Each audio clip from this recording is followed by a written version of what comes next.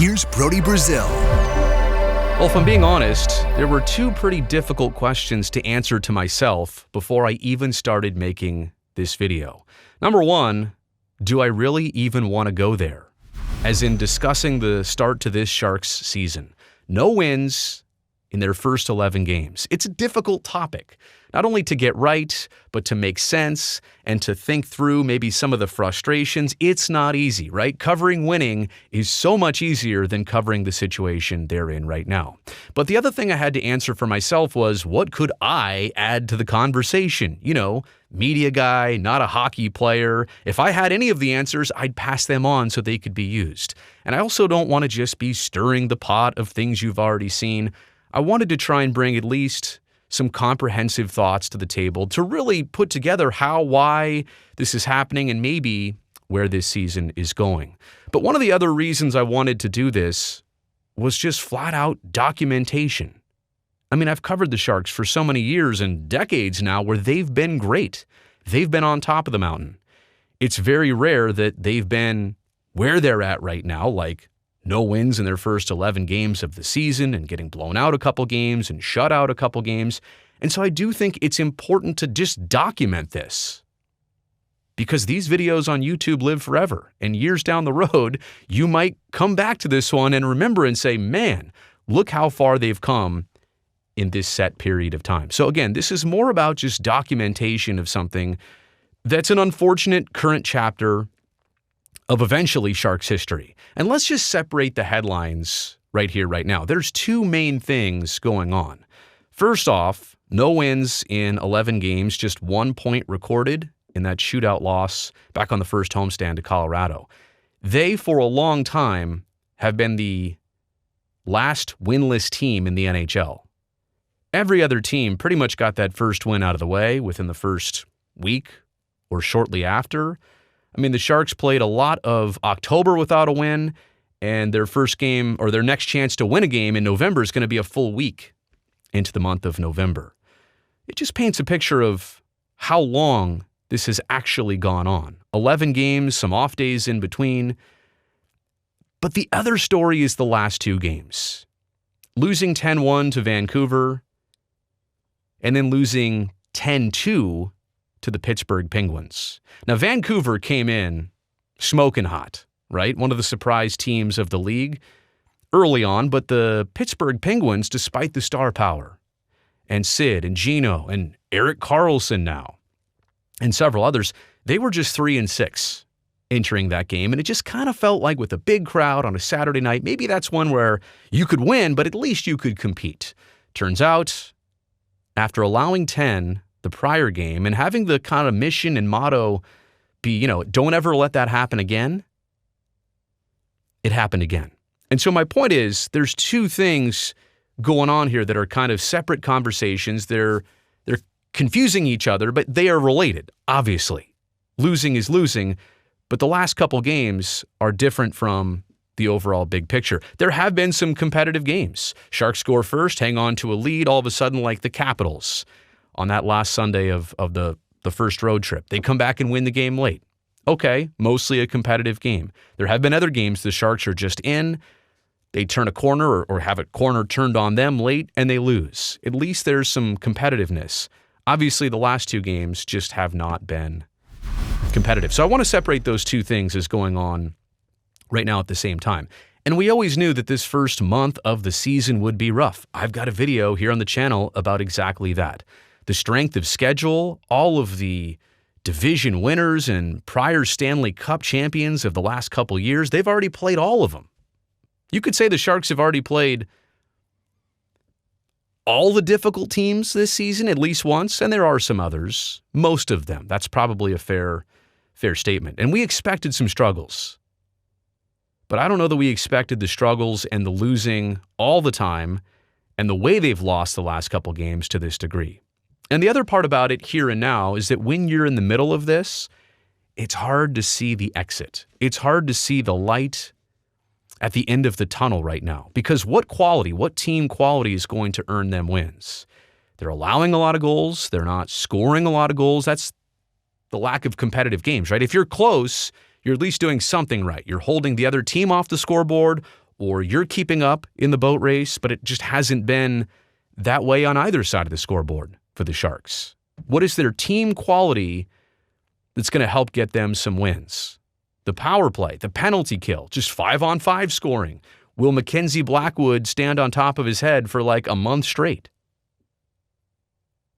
Who knows, but at this point, it's just hard to see what is actually going to get them out of the current rut they're in. And so that's part of the frustration factor here. You could also ask, well, what happened from last year? I mean, don't get me wrong, they had a rough last season. 8 home total wins, 8 total home wins. Obviously, 4th worst record in the NHL. So not a great team last year, but it's obviously producing even worse results this year. Their penalty kill, number 1, has not nearly been as effective. Last year, they started out the season, first 10, 15 games, top 3 in the NHL on the penalty kill. And it sagged a little bit down to 5th, but it ended the season 8th overall in the NHL. So despite how the Sharks struggled, when they took a penalty, they could kill it last year. That obviously has not been the case this year, and especially when the puck possession game is going the other way. They're chasing the puck, they're taking penalties, they're going in the box, and they're paying for it on the penalty kill. We said a lot last year that, man, this penalty kill is keeping them competitive in games. The Sharks had 16 overtime losses last year, one of the league leaders in that category, which is not something to brag about. I'm just saying they had a lot of close games that they could have got the full 2 points, and they were in those games, and they loitered largely because of their penalty kill. The other part about it, which I think is obvious, and the Sharks just played against Erik Karlsson in Pittsburgh, but when you remove a 101-point player, especially a defenseman last season, who had, 25 goals, 76 assists? That's going to impact the way you play. But I'm not here to tell you that they should not have done that. That was the sensible move, quite honestly, for the Sharks. Karlsson knew it. The team knew it. It was the prudent thing to do, is to move on from Erik Karlsson, especially after a Norris Trophy winning season. He wasn't going to be part of this year or their future optimally. They found him a home. They made a move. Okay, so we're not here to discuss we're not really saying, was it a good trade or not? They had to do it. But we are here to discuss the after effects of not having Erik Karlsson. Yeah, your team is going to be a little different with the puck.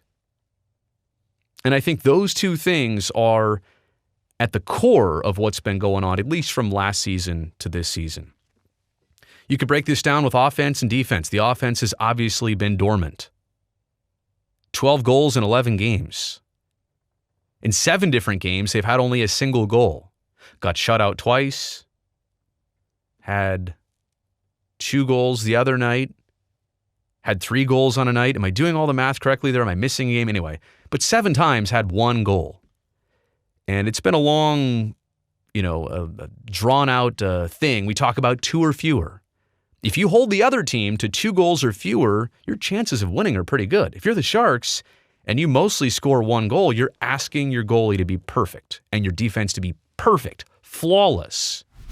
On the penalty kill, at the very end, when it's a 6-on-5 and an empty net, you're asking your whole team defensively to be perfect if you're only going to score 1 goal and you want to win. Sharks have been outshot, outchanced on a pretty regular basis, period by period. You look at some periods where the Sharks have a few more chances and a few more shots, and you'll say, all right, that's it. Maybe they're not winning on the scoreboard, but this is going in the right direction. And then there's been a lot of games where they can't put 2 or 3 of those periods together. It's just one. And then a bad second period. And by that point, the game's over. The third period, it's hard to play catch up and you lose. Getting outshot and outchanced, really outpossessed with the puck. Sharks are chasing the puck a majority of these games. And when they do get it, when they do get in the offensive zone, a lot of times it feels like one and done. Bring it in. If you can generate a shot on net, that's great. But it's either a long rebound and transition back the other way. Puck retrieval isn't great. Second chances, tips, deflections, redirects. Haven't seen much of that this season. And I've started to watch that, just zone entries. When they enter the zone, what happens immediately after that? And how many times do they get a sustained opportunity, get the puck back, cycle around again, try again? It doesn't happen on any regular basis. And without the puck, things have kind of unraveled. Missed coverage, a lot of goals against on broken plays, where structurally things were in place, but all of a sudden players are out of place, somebody is widely unmarked, and of course they're wide open and they score. A couple odd man rushes, turnovers occasionally, some bad changes. But Kähkönen and Blackwood have seen probably more 2-on-1s and 3-on-1s and 2-on-nones than they ever want to see in the first half of a season. I actually think we talk about defense. The goalies have been okay. Kähkönen's been fine. Blackwood has been great, actually, in stretches. That's not reflected by the way his stats look or the record looks, but that's unfortunate. Goals against is kind of a team stat, pointed at one individual. I'm not here to say that the goalies have been perfect or even great, but the goalies have been pretty good. I think defense in front of them and the situations they're faced with have not been optimal. And from a team perspective, you're trying to rebuild the Sharks. You're trying to grow culture. You want to involve the young players. You want Eklund and Bordelot back and around, and the Zetterlands. You want all these players to kind of feel what this is like to grow together and come together. And yeah, you know what? Struggling and failure is part of the process, no doubt. But you don't want like a full season of what's going on right now, or to this degree. You don't want this to be their first experience together. You want them to climb the mountain, and that you want them to sweat. You want them to be tired, and yeah, I get it. But you want a team that feels like it's at least coming together instead of right now it hasn't even merged into that. You really have to make sure this season doesn't unravel.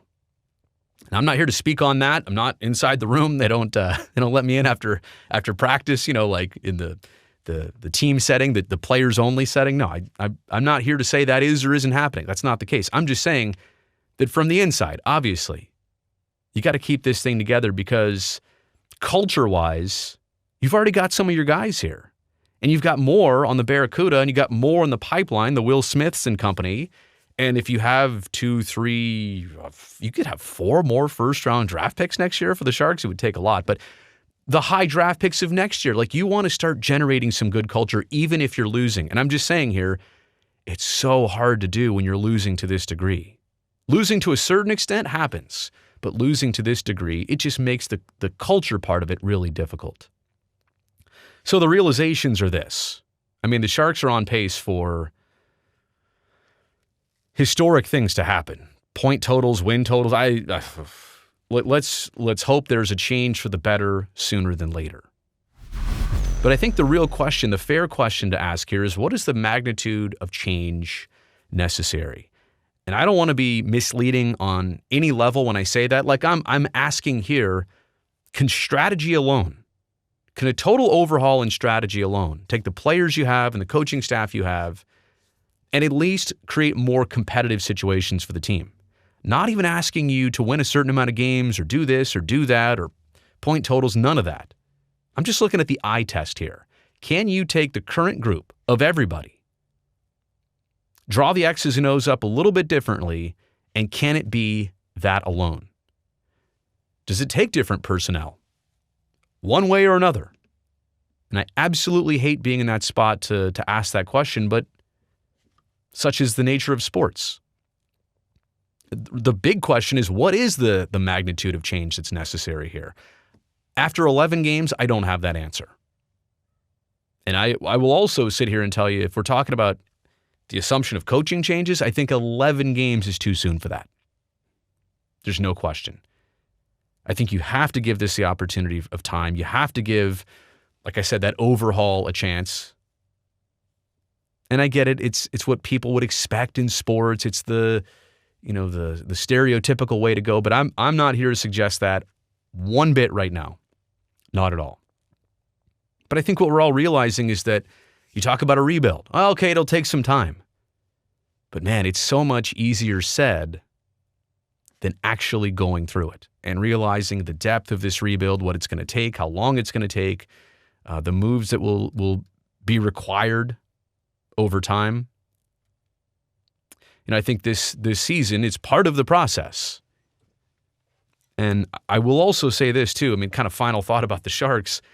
It pains me to know how hard a franchise is trying to turn this around, to get this back, to get to where they were for so many years, like literally contenders annually, year after year.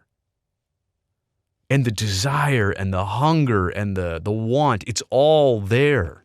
I don't know if I could say that for all sports organizations across the board, hockey, baseball, basketball, football, soccer, you name it. Like there's one thing I can positively say about this franchise. They have the hunger to do this. They are trying their best. It's not easy. I wish it were easier for them, but it's, starting off their existence as a franchise in 91, 92, and then the real rough season, 92, 93, that was the big struggle point. And I know during the 90s, there was a couple rough years too, but, here we are, a handful of years in a row not making the playoffs for the first time ever, and there's no immediate light at the end of the tunnel. So this is definitely, if we're here to document this, this is a low point of where they've been. It was expected. They knew they had to go through it. Let's just hope that it turns around sooner than later. Or really, you know what? Not even that. Let's just hope for the progress to be seen and made, or made and seen in that order this season for the Sharks. You made it here to the end of the video. I appreciate that. Thumbs up down below. Also, don't forget to subscribe to this channel so I can definitely see you back here next time.